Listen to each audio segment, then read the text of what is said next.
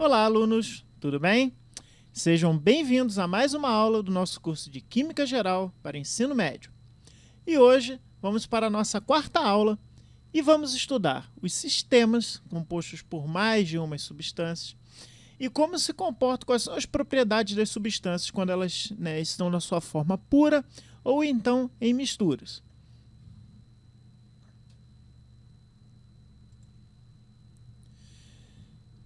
Ainda dentro da nossa unidade 1, hoje nós estamos avançando para o capítulo 3, onde, como eu já falei, estudaremos os sistemas, substâncias puras e misturas. Lembrando que o conteúdo do capítulo 1 e 2, eles têm que estar muito bem assimilados, tá? Quem tiver com dúvida ainda volta naquela aula, naquelas 3 primeiras aulas. Quem ainda não assistiu, né, não vem para essa aula direto, primeiro assiste as 2 primeiras aulas. É muito importante que vocês estejam assistindo em sequência as nossas aulas para ter um melhor aproveitamento do nosso conteúdo. Lembrando mais uma vez que todo o conteúdo que nós estamos abordando está no nosso livro, que a gente está adotando, né, como livro didático nesse ano, que é da série Ser Protagonista, volume 1. E vamos à nossa aula 4, sistemas, substâncias puras e misturas. Bom, quando nós falamos em sistemas, a gente vai pensar em 2 possibilidades de sistemas, que são os sistemas homogêneo e o sistema heterogêneo. Agora, o que vem a ser isso? O sistema homogêneo, ele vai apresentar aspecto uniforme, ou seja, ao olhar um sistema homogêneo, nós não vamos conseguir distinguir as substâncias que estão fazendo parte desse sistema. Eles aparecem como se fosse apenas uma entidade. Assim como todas as características na sua extensão. E esse sistema vai ser sempre monofásico. Daqui a pouco a gente vai ver o que é uma fase. Eu vou explicar para vocês direitinho. Então, um sistema monofásico, ele vai ter apenas uma única fase. Já o sistema heterogêneo, ele vai apresentar aspectos e características diferentes em sua extensão. Ou seja, eles têm, em vez de ter aspecto uniforme, como no sistema homogêneo, ele vai ter aspectos e características, diferentes em sua extensão. E esse sistema pode ser formado por 2 fases, que a gente vai chamar de um sistema bifásico, por 3 fases, que a gente chama de sistema trifásico, e quando tiver 3 ou mais fases, nós vamos chamar de sistema polifásico. E vamos lá. A gasolina, por exemplo, é um exemplo de sistema homogêneo, tá? Lembrando aqui, alunos, que a gasolina, ela é uma mistura de substâncias, tá? De novo usando o termo mistura, tá? Quando a gente olha esse líquido aqui da gasolina, ela vai ser uma mistura de substâncias que nós conhecemos como hidrocarbonetos. Porém, alunos, não vamos entrar em detalhe de quantos hidrocarbonetos são, quais são eles, né? Isso daí é uma molécula orgânica que serve como combustível, né? Como a gasolina é um combustível, vocês já sabem disso. Então é uma mistura. Mas vocês não conseguem, né? Se vocês olharem aqui, vocês não conseguem identificar quantas substâncias tem. Tá? Nem eu posso dizer quanto tem. Eu só sei que é uma mistura de hidrocarbonetos e como eles estão aparecendo todos aqui misturados e essa mistura nós não conseguimos distinguir quantas substâncias tem, nós chamamos isso daqui de fase. Tá? Vou dar um exemplo aqui. A gente diz que ele tem apenas uma fase, foi o que eu quis dizer. Significa que a gente só vai conseguir enxergar como se parece, assim, dentro de um golpe de vista que ele só tem uma coisa, mas não. O exemplo clássico disso é se a gente misturar água mais sal de cozinha. Se a gente tem um copo com água e colocamos sal nele, o sal vai se dissolver. Nós sabemos que aqui, nesse sistema, né, nós temos dois componentes, sal e água. Mas a gente só enxerga uma fase, porque o sal ele se dissolve na água e fica como se fosse invisível, né? Ele está ali, mas a gente não está vendo. Agora, quando a gente pega aqui para a esquerda, coisa que vocês já fizeram em casa, água, e misturamos com óleo de cozinha, né? Vocês podem fazer isso na casa de vocês, um pouquinho só, né? Para a mãe de vocês não brigar com vocês. A gente vai ver que eles não se misturam. Então aqui a gente tem um sistema que tem duas fases. Por quê? São duas fases, são duas partes do sistema que nós conseguimos identificar. A fase de óleo e a fase de água. Isso daqui é um sistema que nós chamamos de bifásico. Alguns óleos, né, alguns produtos cosméticos, principalmente esses óleos, né, hidratantes, muitos deles, né, eles são chamados de óleos bifásicos ou até óleos trifásicos, né? Quem já viu isso daí, você tem um recipiente assim e tem 3 produtos às vezes assim, de cores diferentes, tá? Que não se misturam. Você tem que agitar para eles darem uma misturadinha ali mais ou menos e você passar na pele. Tem alguns produtos cosméticos que tem até 3 fases, então você consegue identificar isso. E aqui a gente tem um granito, olha que interessante. O granito é um sistema heterogêneo, ele é composto de diversos tipos de minérios aqui. E a gente consegue ver pelo menos aqui, ó, esse mais branquinho, esse mais laranja, esse mais escuro, um mais acinzentado. Isso é o que a gente chama de sistema, né? Obviamente heterogêneo, ele não é homogêneo igual a gasolina, que a gente está vendo uma coisa só. Né? Homogêneo quer dizer de regular, uma coisa que você consegue ver que está tudo ali misturadinho, você não consegue identificar quem é quem. Já que no granito você consegue. Então ele é um sistema heterogêneo e ainda é polifásico, que a gente vê diversas fases aqui. Ok? Então, isso são exemplos de sistemas homogêneos e sistemas heterogêneos. Classificados assim, atenção, caso especial do leite, tá? Isso pode acontecer, tá? Muitas vezes a gente tem um sistema que a gente pode olhar assim, a olho nu, e ele parecer, tá? Então a olho nu, quando nós olhamos o leite, ele é um sistema homogêneo. Por quê? Porque eu só estou vendo, né, um líquido branco, esbranquiçado, que não parece ter divisão de fases. Agora, quando a gente olha no microscópio, olha que interessante, cerca de 330 vezes, a gente vê que, na verdade, ele é um sistema heterogêneo. Isso vai acontecer, tá? E um tipo, tá, especial, que nós chamamos de suspensão coloidal, que nós vamos ver mais à frente, tá? Só para tranquilizar vocês, tá? Eu estou indo bem lento aqui, mas no futuro nós vamos estudar soluções, ok? E a gente vai falar o que é uma suspensão, o que é uma solução.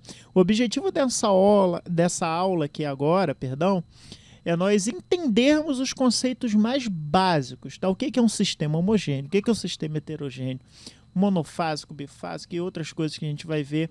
Ainda não se atenta que nós vamos estudar especificamente, né, propriedades de soluções, propriedade de suspensão, mas o leite ele é sim uma suspensão coloidal, que apesar de em microscópio, isso daqui que você está vendo amarelinho assim, são as gotículas de gordura. Tá? E aqui mais escurinho são as micelas proteicas, tá?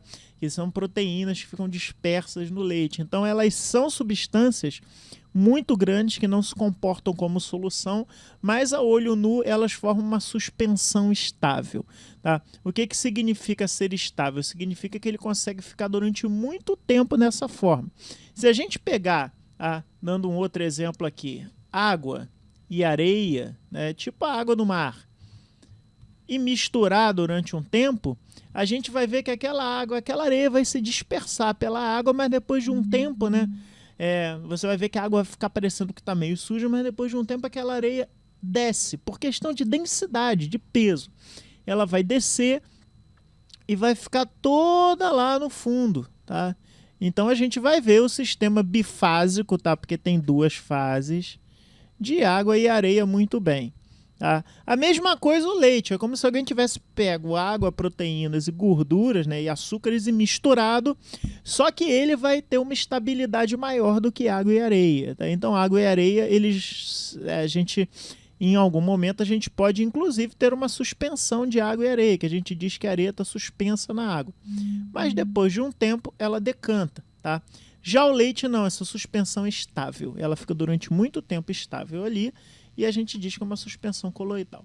Mas aqui eu só quero chamar a atenção que muitas vezes em olho nu a gente vê alguma coisa, mas quando a gente vai para o microscópio, tá? Então aqui, que parece ser um sistema homogêneo no olho nu, se a gente for para o microscópio, ele vai ser um sistema heterogêneo. Muito bem. Então vamos agora tratar de substâncias puras e misturas. O que é uma substância pura? Por exemplo, a água destilada e o cloreto de sódio, tá? Só para só para desmistificar o cloreto de sódio, para quem ainda não sabe, tá? Ele tem a fórmula NaCl, depois a gente vai estudar isso tudo, tá? Só tô adiantando mesmo. Mas ele é o famoso sal de cozinha, tá? Então isso daqui é o sal de cozinha que a gente coloca na comida, o nome dele químico é cloreto de sódio. Para quem não sabe, é isso. Ok? Muito bem. A água destilada e o cloreto de sódio são exemplos de substância química. Eles são uma substância. Ou seja, é um composto que a gente tem, como nós já estudamos, a definição atômica definida. A gente sabe que a água tem 2 moléculas de hidrogênio e uma de oxigênio. A fórmula da água, como todos nós já sabemos, né? Mesmo quem está começando a química agora já viu que a fórmula química da água é H2O. Muito bem. E então tem dois átomos de hidrogênio e um de oxigênio. O cloreto de sódio tem um átomo de cloro e um átomo de sódio na sua composição. Então eles são quimicamente definidos, a gente chama isso de substância química. Muito bem.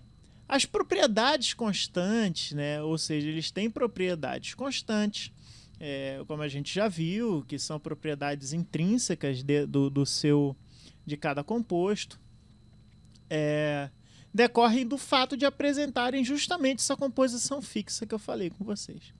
Uma substância química, ou a que a gente, né, pode chamar apenas de substância, é um material que apresenta um conjunto de propriedades bem definido e constante, e tem composição fixa independente da origem ou da forma de obtenção. Então água vai ter a mesma composição aqui na China ou em Marte, assim como o cloreto de sódio. A composição deles é muito bem definida. Tá? Algumas propriedades podem mudar dependendo do lugar, como a gente já viu na aula passada, por exemplo, o ponto de ebulição varia conforme a altitude, enfim. Então tem algumas propriedades, a própria densidade vai variar, o próprio peso. Isso vai depender da situação que aquela substância vai estar se encontrando. Mas enfim, nós sabemos que a água tem a densidade de 1 grama por mililitro a 25 graus Celsius, temperatura de fusão 0 grau na pressão atmosférica, assim como o ponto de ebulição 100 graus a pressão atmosférica. O cloreto de sódio, obviamente, vão ter propriedades diferentes, né, da água, né, como a densidade maior, 2,17. Obviamente, pontos de fusão e ebulição bem maiores também, mas são os que o que caracteriza a substância. E aqui a gente está vendo uma imagem com algumas amostras aí, de cloreto de sódio, que é o principal constituinte do sal de cozinha. Ele está usando o principal constituinte aqui porque o nosso sal ele é iodado, tá? Só por causa disso. A gente adiciona certa quantidade de iodo no sal por uma questão de saúde pública, para evitar uma doença, né, que é o déficit de iodo, que causa uma doença chamada bócio. Quem tiver curiosidade pode procurar aí na internet. É o bócio. A gente tem um inchaço aí das nossas glândulas tireoides, mas enfim, o livro acaba usando esse principal constituinte porque, na verdade, mas 99,95% é cloreto de sódio que tem no sal de cozinha. Bom, agora, as substâncias podem se misturar. A gente não vai ter só substâncias puras passeando por aí. Então, elas se misturam. Então, quando uma substância ela é misturada a outra, adicionada a outra, na verdade, né? Vamos usar o termo adição. Ambas deixam de ser puras. E, para ser sincero com vocês, é praticamente raríssimo nós encontrarmos substâncias puras na natureza. Como assim? Mas a água que eu bebo é pura? Não, ela não é pura. Ela é uma mistura. Mas mistura de quê, professor? Água com sais minerais. Toda a água que nós bebemos... água mineral, mas eu não estou vendo. É um sistema monofásico, você não está vendo os minerais. Mas se você for ler o rótulo da água mineral, você vai ver lá que ela tem uma penca de sais minerais ali, que são importantíssimos, né, inclusive para o funcionamento do nosso organismo. Então, dessa forma, a água mineral, assim como a água que a gente utiliza, ela não é 100% pura. Então, da mesma forma, qualquer outro tipo de coisa que você imaginar, ele sempre vai ter uma certa quantidade de impurezas, que a gente chama, né, no nosso dia a dia, mas que na verdade não quer dizer que sejam sujeiras, tá? Impureza quer dizer que torna aquela substância não 100% pura. Nem toda impureza é uma sujeira. A gente tem que ter cuidado com os termos. Tá? Então nós temos, né, a grande maior parte absoluta, esmagadora das substâncias da natureza estarem na forma de mistura, mesmo que sejam quantidades ínfimas, né, como eu já falei no caso da água. Na natureza, praticamente todos os materiais são misturas, exatamente o que eu falei para vocês. E essas propriedades das misturas aí vão variar. Ou seja, a propriedade da substância pura é X, a propriedade da mistura vai ser Y. E isso varia conforme a proporção de cada componente. Então, as propriedades das misturas, elas já vão ser extrínsecas. Ela não é mais uma propriedade intrínseca, que nem a gente viu na aula passada, que é, por exemplo, a densidade. Independente da quantidade de água que você tiver, por exemplo, a densidade da água vai ser sempre 1 grama por ml, independente se você tem um iceberg no oceano ou se você tem gelo no copo d'água. Tá? Diferente daquelas propriedades que alteram, né? Então, a propriedade de água com 1 grama de sal dissolvido nela, ela vai mudar a densidade, vai mudar ponto de ebulição, como a gente vai ver mais na frente, vai mudar ponto de fusão, vai mudar tudo.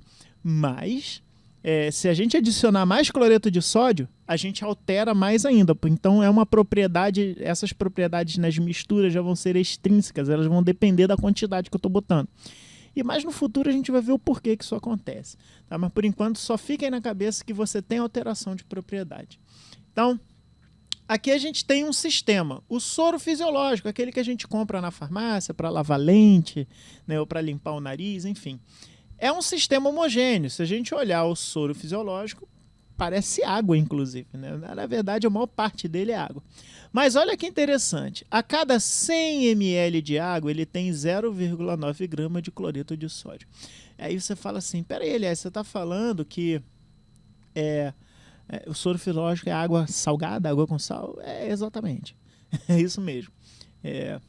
A gente tem essas duas substâncias misturadas formando um sistema homogêneo e que depois, no futuro, a gente vai ver que é uma solução. Tá? E aí, de novo, o conceito de solução e suspensão a gente vai deixar mais lá para frente. Bom, outro muito conhecido, a salmoura, que é utilizada aí para a gente fazer salgas, por exemplo, de carnes, de linguiça, né? Ou de defumados que a gente deixa na salmoura um tempo. E tem outras, o próprio queijo, né? A gente deixa na salmoura para salgar. Também é um sistema homogêneo, mas olha que interessante, ele já tem 36 gramas de sais, não é só cloreto de sódio, tem temperos, tem outros tipos de... tem sal de cura, enfim, tem outros tipos de sal ali, mas a cada 100 ml de água.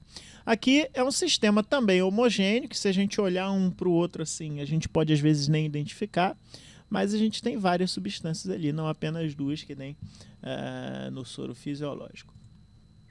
E nessa salmoura, né, que já está com muita quantidade de sal, tem muito sal, 36 gramas é muita coisa. Se um excesso de sal for adicionado à salmoura, ou seja, se a gente extrapolar esses 36 gramas, em temperatura ambiente, sempre lembrando que a gente não está mexendo com temperatura e agitando, o sal não vai dissolver mais. Por quê? Porque ele atingiu o limite. O limite de solubilidade desses sais em água é 36 gramas. Se eu colocar 37, ou seja, esse 1 grama de excesso vai depositar no fundo. E agora a gente não vai ter mais um sistema homogêneo, porque a gente vai ver lá o nosso balde de salmoura com um pozinho depositando no fundo. Agora a gente tem um sistema heterogêneo e bifásico. E aí o que acontece? Na fase de cima, eu ainda vou ter sal mais água. Ou seja, aqui eu ainda tenho um sistema homogêneo, ok?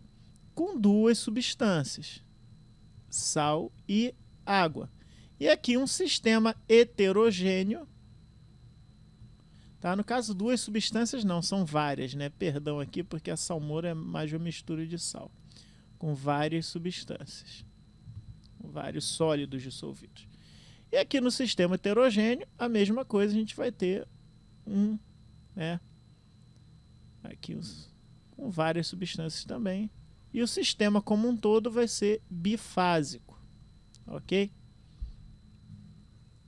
Muito bem. Então, já explicamos o que é fase e substância de uma mistura. Agora vamos aprender a analisar as situações. Por exemplo, né, vou dizer que esse daqui é o exemplo 1. Se nós temos... Isso daí é sempre bom você desenhar quando você quiser, tá? Que aí você consegue enxergar. Então, no exemplo 1, nós vamos ter água, álcool e um pedaço de ferro. Então, misturei água e álcool. Água e álcool se misturam? Sim. Então, água com álcool, eles se misturam muito bem e vão formar um sistema homogêneo. Mas o pedaço de ferro, ele vai entrar aqui e não vai se dissolver em água e álcool. Então, o que a gente vai ter aqui?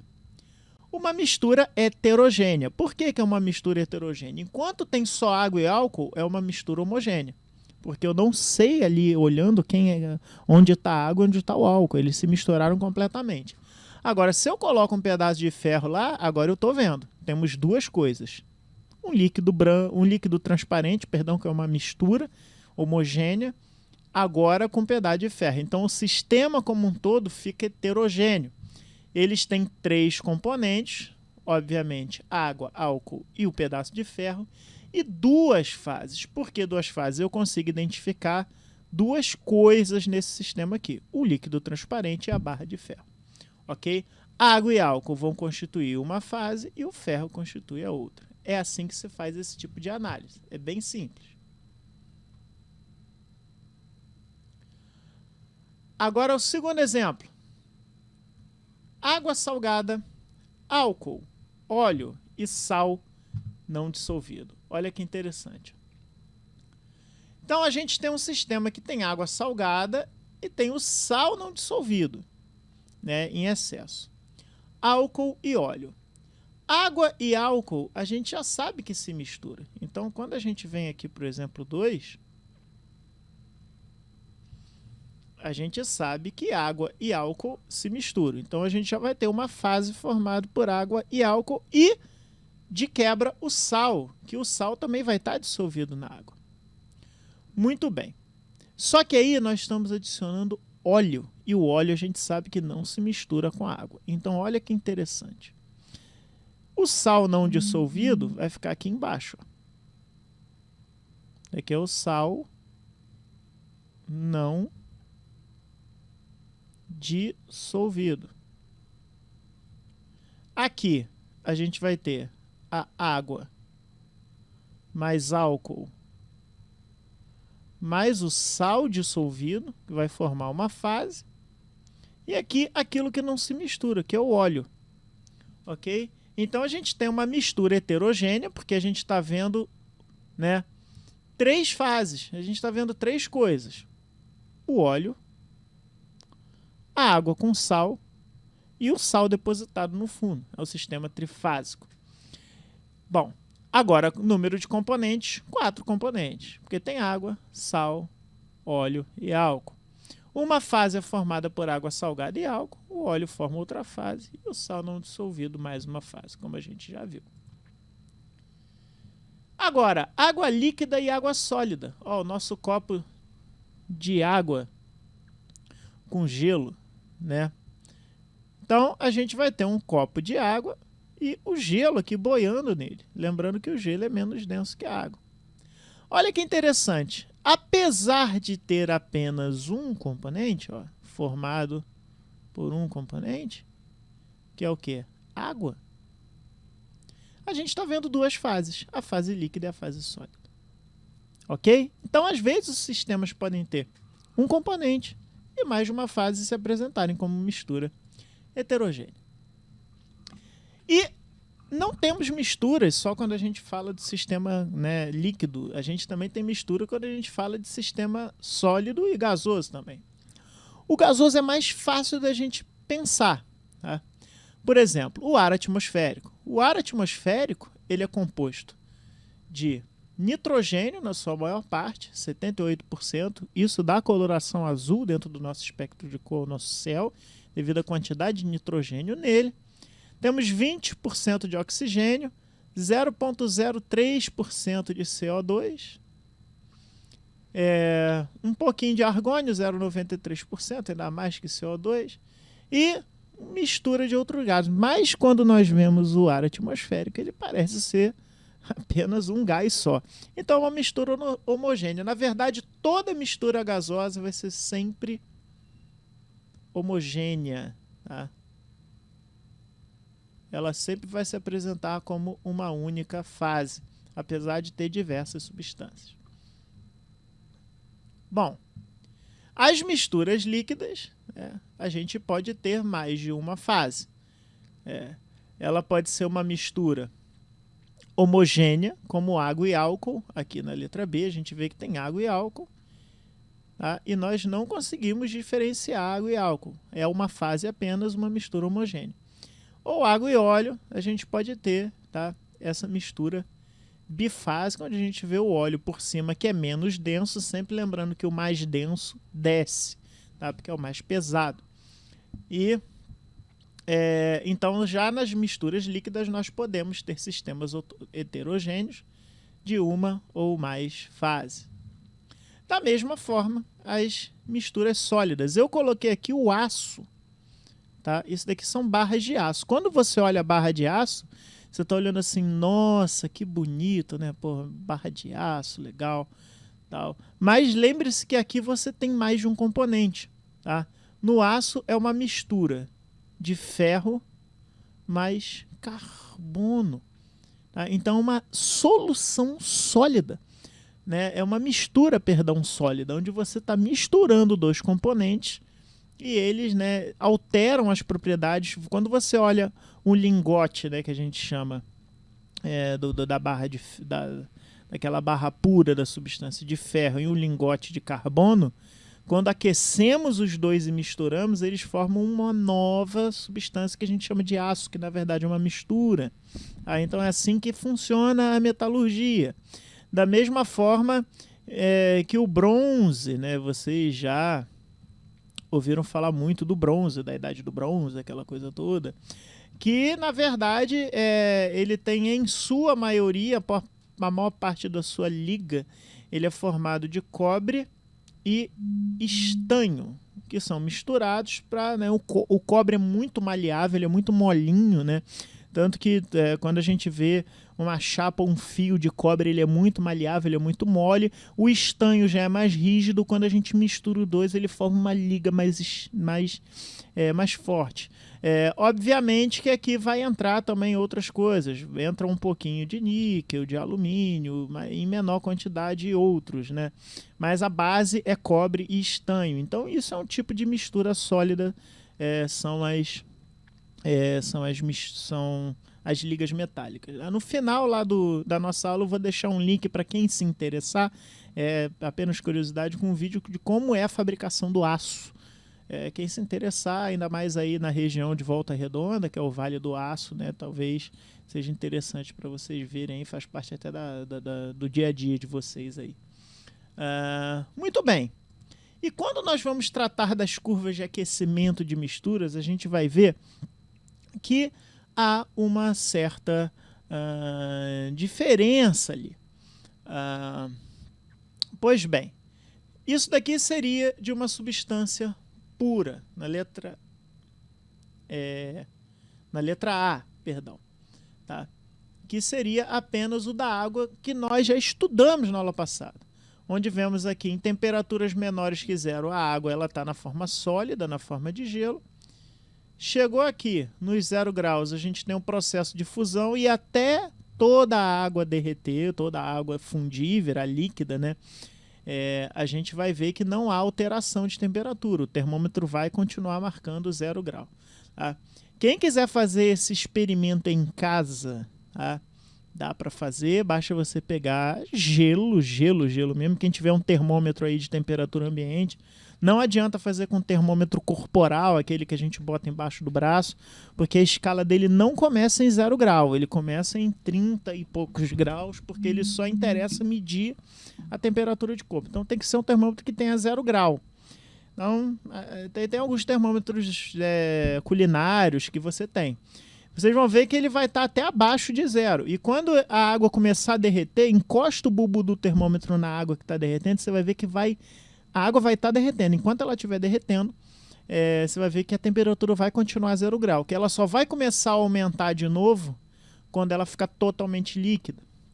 Da mesma forma, em ebulição, acontece a mesma coisa. Enquanto a água estiver fervendo, a gente vai ver que a temperatura vai ficar constante em 100 graus. Muito bem.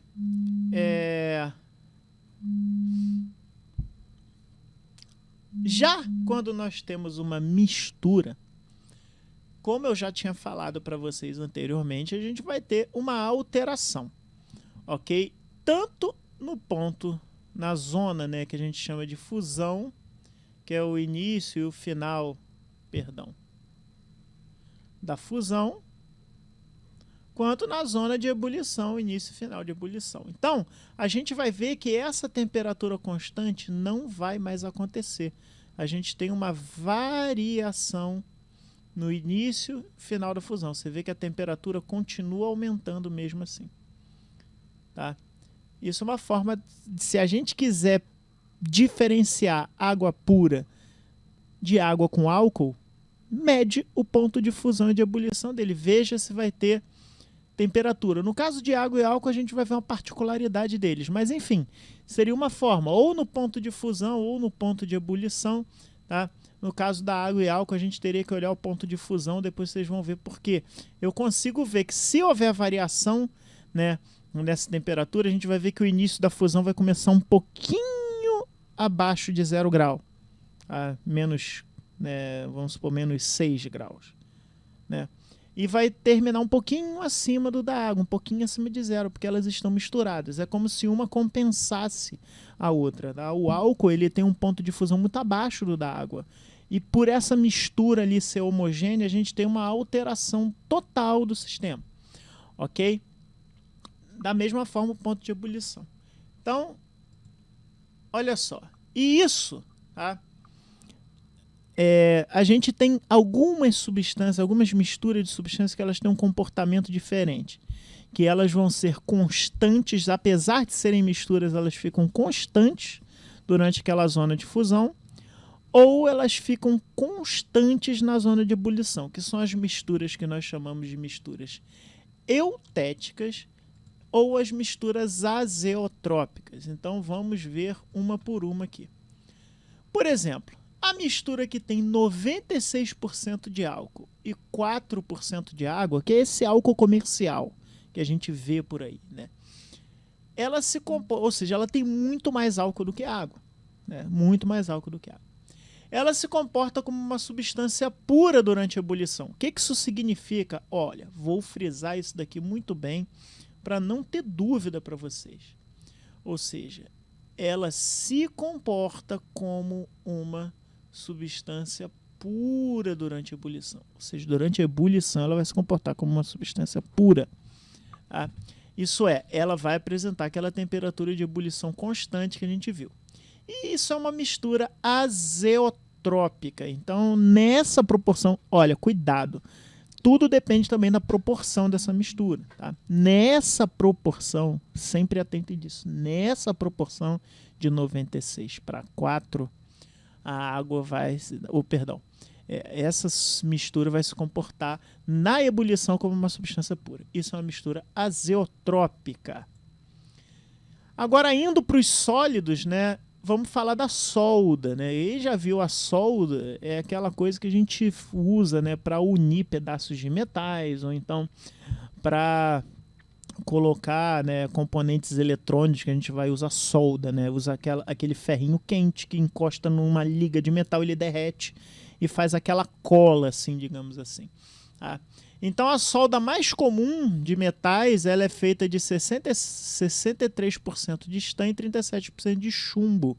É uma mistura de dois metais, estanho e chumbo. Ela se comporta, olha que interessante, como uma substância pura durante a fusão.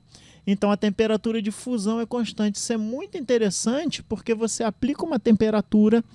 Imagina só se fosse diferente, ia derreter só parte da solda, né? Não ia funcionar muito bem. Então, se eu aplicar a temperatura de fusão correta ali, os dois derretem, aquela mistura se comporta como uma substância pura. Isso é uma mistura eutética. Então, a mistura eutética, ponto de fusão, né? A zona de fusão, a temperatura de fusão é constante. Na mistura azeotrópica, a zona de ebulição é constante. Tá? E algumas misturas de metais eles vão apresentar essa característica que é muito útil. Por exemplo, quando a gente tem, todo mundo já viu um fusível. Né?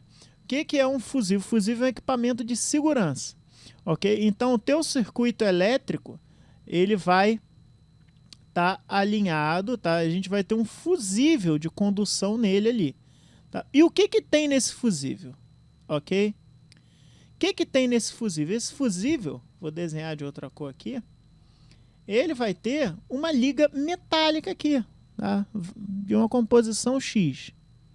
Ele tem uma liga metálica. E aí a corrente ela vai estar a corrente vai estar passando aqui nesse circuito aqui. Tá? E o que acontece? Corrente conduz energia, essa corrente pode gerar um aquecimento na rede. Gera, que a gente sabe que parte dessa energia ela pode ser transformada em energia térmica. Mas quando a gente tem uma intensidade de corrente muito alta, ou seja, a gente vai ter um aumento de temperatura muito grande aqui dentro desse fusível e esse metal ele vai se fundir, ele vai derreter. Né? E puff, no momento que ele se derrete aqui, ele corta a comunicação, porque esse metal que estava aqui antes, tá? Só voltando aqui, esse metal que estava aqui antes, ele estava conduzindo a corrente elétrica desse ponto para esse. No momento que ele fundiu, que ele derreteu, ele deixou assim de existir, a gente tem o interrompimento da corrente aqui e aí eu protejo o meu sistema. Então, essa característica de algumas misturas sólidas terem esse comportamento de mistura eutética permitiu esse tipo de tecnologia para proteger os sistemas elétricos. Né? A gente vê muitos equipamentos, você tem esses fusíveizinhos, né? Eles são bonitinhos assim, aí tem uma capinha de metal aqui, uma capinha de metal aqui, e vocês vão ver um fiozinho muito fino aqui dessa liga metálica que se funde quando há sobrecarga no sistema. Então, só para a gente ver em termos de gráfico, isso é o gráfico de uma mistura azeotrópica, como água, álcool 96%, com 96 ml de 96% de álcool e 4% de água. A gente vê diferença no tempo de fusão, tem um tempo de fusão inicial e um tempo de fusão final, mas a temperatura de ebulição é constante. Aqui comporta-se como uma substância pura. E aqui o mesmo exemplo acontecendo, só que na temperatura de fusão, caracterizando uma mistura eutética. Muito bem, meus alunos. Eu vou estar deixando um vídeo aqui para vocês, é um vídeo bem curtinho, de 4 minutos, falando sobre separação de misturas. Tá? Eu vou deixar ele lá no Google Classroom, o link dele direitinho, e isso daqui é para vocês verem, é obrigatório, tá? Porque tá um vídeo muito didático, Aí é um vídeo educacional mesmo, com imagens, bem feito, com animações, né? Visto que eu tenho essa limitação de não ser desenhista, assim, eu não sei fazer animações, mas o vídeo está lá, domínio público, é do YouTube. Então, os créditos estão aí na descrição e na bibliografia do vídeo. É muito interessante vocês verem que isso daí é parte dessa aula, tá? Então, é um vídeo bem curtinho, de 4 minutos. Vejam, tá? Se vocês puderem, dê uma pausa aqui, vão direto nesse vídeo, vejam e depois retornem, tá? Que vai ser a última parte da aula de hoje, é sobre separação de misturas, ok? E vamos às nossas atividades. Vamos lá. Então, página 51. Estamos lá na página 51, exercício 18. Por ser uma mistura, é possível checar a qualidade do leite por meio de análise de sua composição e propriedades. Uma análise simples é a medida da densidade. A densidade do leite é entre 1,028 e 1,034 grama por... Temos um erro aqui, tá? O livro às vezes vem com alguns erros. É grama por ml, não é por litro, tá? Isso é 1,028 gramas por ml e 1,034 gramas por ml. Vejam bem, a densidade da água, tá? Então, só para não confundir vocês, a densidade da água é 1 grama por ml, ok? Normalmente, quando adicionamos coisas à água, sólidos, né? O leite é uma mistura de sólidos, de gorduras, de proteínas, de açúcares, né? A gente tende a aumentar um pouco a densidade da água, mas a gente vê que ele está muito perto da densidade da água porque a maior parte do leite, 80% do leite é água. De 80% a 90% do leite é água. Então, ele vai ser mais próximo da densidade da água mesmo. Então, vamos analisar. Na letra A, no caso de o leite ser adulterado por adição de água, sua densidade será maior ou menor do que os valores padrão? Desculpa. Ora, como eu estou dizendo para vocês, se a densidade da água é 1, tá? 1,0 é a densidade da água. A densidade anda um pouquinho para a direita, fica um pouquinho maior, entre 1,028 e 1,034, porque temos sólidos dissolvidos nele. Agora, se a gente colocar mais água que tem densidade menor, obviamente a tendência da densidade é ainda diminuir abaixo do 1,028. A ponto da gente diluir tanto o leite, vamos supor que a gente vai jogando água, até o momento que a densidade vai estar muito perto de 1, porque o leite vai estar muito diluído. Ok? Então, obviamente, se eu adicionar mais água, eu vou diminuir a densidade. Tem alguns produtores que acabam, né, vendo que o leite ficou muito ralo, muito denso, para adulterar, eles jogam amido no leite. Amido. Vamos supor, eles colocaram água no leite para render, né, para vender mais quantidade do leite, né, para ele render mais. Mas aí, quanto mais água você bota, você muda a densidade abaixa de 1,028 para baixo, vamos supor para 1,015, e isso vai dar problema. O que ele faz? Ele coloca amido para ele voltar essa densidade aqui, porque o amido é um sólido que se dissolve bem na água. Tá? E ele é branquinho também, né? Ele vai ficar naquela coloração branca e aí temos um leite adulterado. Mas no futuro vocês vão ver que tem um teste para a gente pegar esse amido aí, mas vamos deixar mais lá para frente. Mas só para vocês verem que a gente mexe com a densidade. Como eu falei para você, né, a densidade das misturas já é extrínseca, é uma propriedade que depende, ela vai mudar, até a densidade muda conforme a gente acaba colocando mais diluente, mais água, mais sólido naquele leite ali. Ok?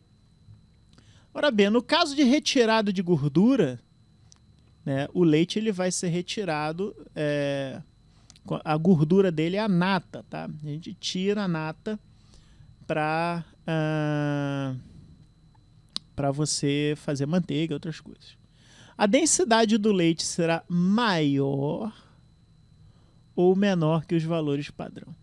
Agora, olha que interessante. Agora a gente tem um componente gorduroso, que é a gordura do leite, que vai ser tirado. Cuidado aqui, tá? Isso foi a letra A, isso aqui foi a letra B. Que você pode ser pego aqui na questão, tá? Falar assim, mas a gordura é menos densa que a água, então não tem problema, eu vou estar tirando a coisa menos densa. Desculpa. Cuidado. Apesar dela ter uma menor densidade, ela tem a menor densidade dentre as substâncias do leite, tá? Nós estamos retirando o material do leite da mesma forma. Tá? Se nós estamos retirando o material do leite e menos denso,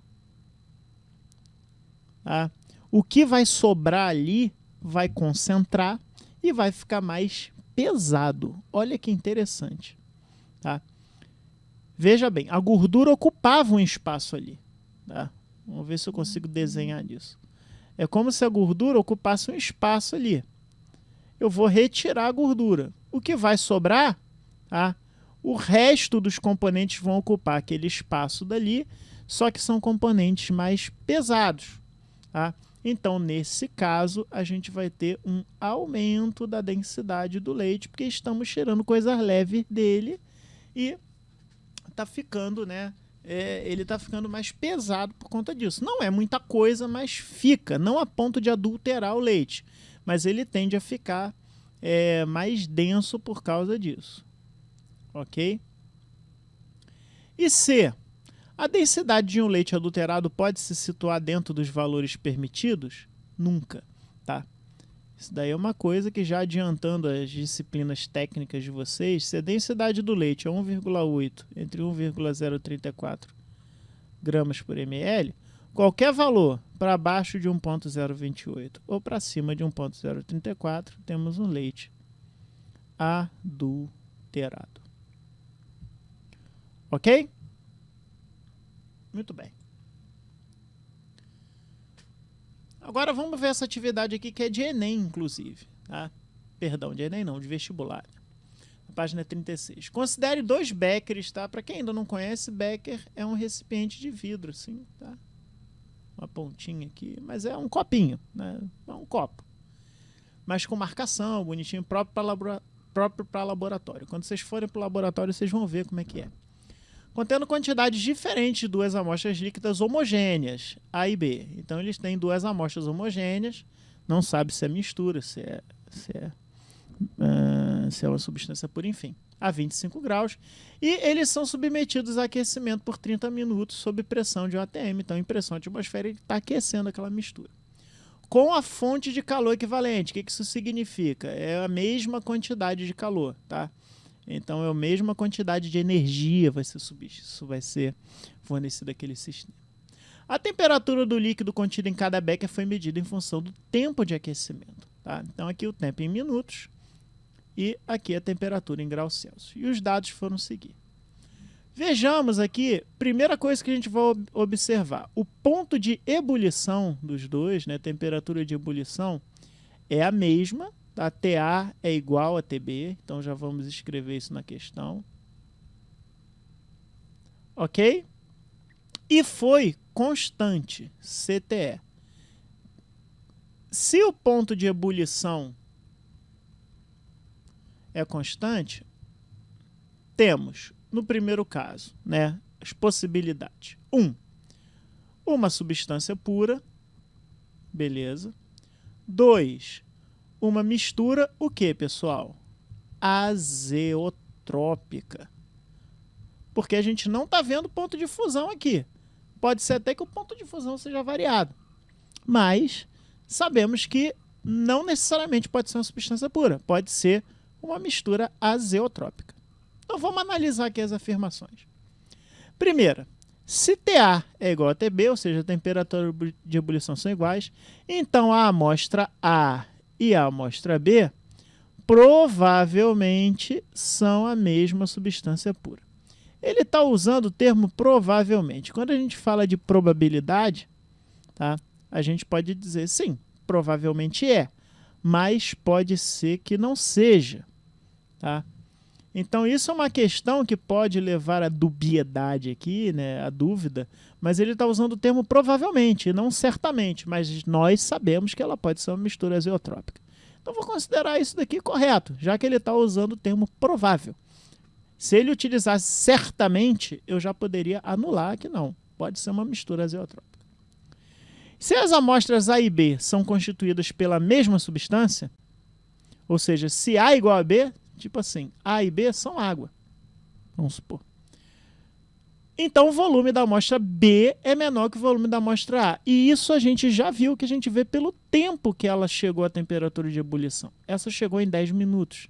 Essa chegou em 20, porque provavelmente aqui em A eu tinha mais amostra. A quantidade de calor é a mesma, né? Então, como eu não variei a quantidade de calor, a mesma quantidade de calor vai demorar mais tempo para ebulir maior quantidade de substância.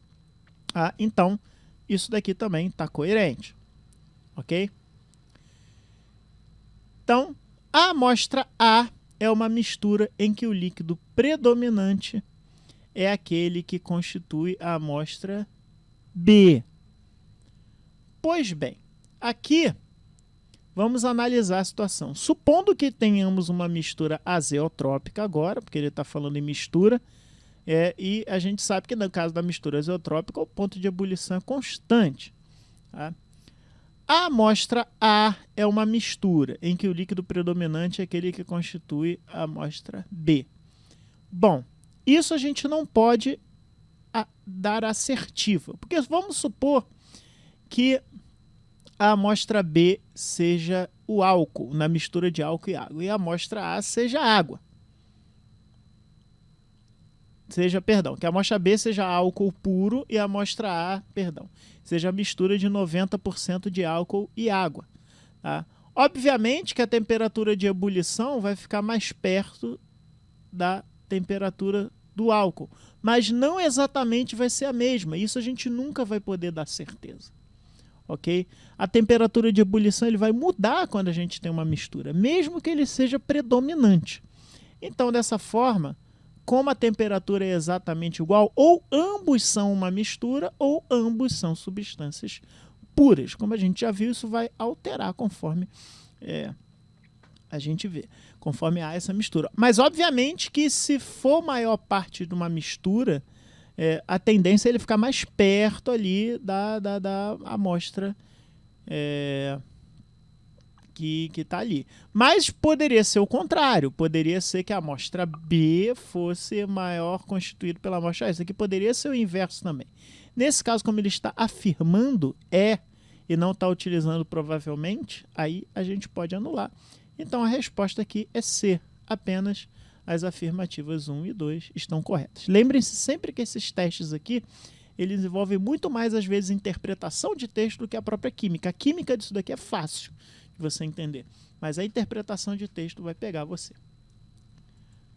Bom, vou deixar uma atividade aqui para entrega individual. Essa atividade ela vai valer um pouquinho mais, ela vai valer 3 pontos. Então aqui vocês já vão tendo 5 pontos, que já tem 2 atividades de 1 ponto, mais essa de 3 pontos, que é uma atividade mais divertida. Vocês vão gravar, para aqueles que não gravarem, pode fotografar, não tem problema. Um exemplo de uma mistura homogênea, uma mistura heterogênea, já dei vários aqui, exemplos cotidianos, e um processo de separação de substâncias que vocês vão ver no vídeo. Tá? Tem vários, muito interessantes, que acontecem na rotina de vocês. Tá? Se vocês gravarem, explicar o que você está gravando em áudio. Eu estou mostrando aqui esse exemplo aqui, olha só. Estou mostrando, isso daqui é um exemplo de uma mistura homogênea, por causa disso, disso e disso, tem tantas substâncias, tal. Isso daqui é um processo de separação que faz isso, faz aquilo. Enfim, com exemplos caseiros, tá? Pode chamar a família de vocês para participar, pode mostrar para eles. Já que a gente está nessa atividade aí de pandemia remota, a gente tem a possibilidade de fazer essa coisa um pouco mais divertida e tornar a química um pouco mais do dia a dia de vocês. Ok? Agora, se você não quiser gravar, não tem problema. Tira foto e faz um textinho, tá? Qualquer um dos dois eu vou estar aceitando. Tá? Só você colocar lá na nossa plataforma e espero que vocês se divirtam com essa atividade, que é bem bacana. Envolva a família de vocês, é legal nesse tempo de confinamento vocês estarem fazendo essas atividades juntos. Ok? Então estão as nossas referências, aqui o vídeo de separação de misturas, né? Quem não viu ainda vai lá, dá uma conferida, muito importante. E aqui o vídeo que eu falei que é deixar de curiosidade de como é feito o aço. Ok?